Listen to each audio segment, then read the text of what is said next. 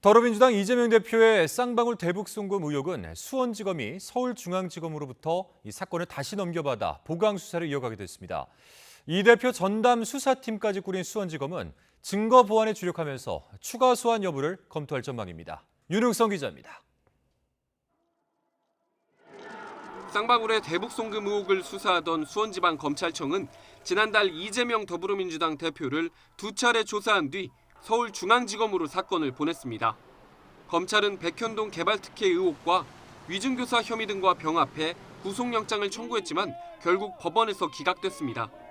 특히 법원은 기각 사유로 이 대표가 대북 송금에 직접 개입했다고 단정할 자료가 부족하고 공모 여부나 관여 정도에 다툼의 여지가 있다고 지적했습니다. 보강 수사 방침을 밝힌 검찰은 결국 대북 송금 의혹을 수원지검에 다시 넘겨 이 대표 관련 남은 수사를 이어가기로 했습니다.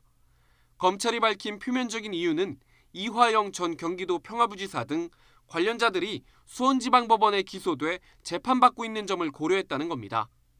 이미 이 대표 수사를 맡을 전담 수사팀까지 꾸린 수원지검은 이 전 부지사 구속기한을 6개월 연장해 수사 불씨를 되살렸다는 평가가 나옵니다.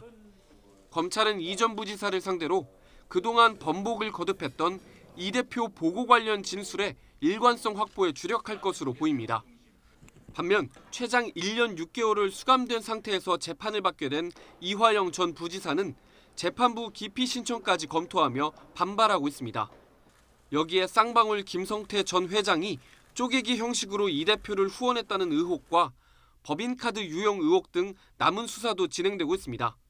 이에 따라 이 대표는 서울과 수원을 오가며 재판과 수사를 받아야 하는 상황에 놓일 수도 있습니다.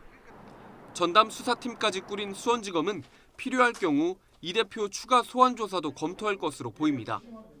일부에선 3차 영장 재청구 가능성도 배제할 수 없다는 전망도 있지만 위증교사 혐의 추가 기소로 가능성이 희박해졌다는 것이 법조계 평가입니다.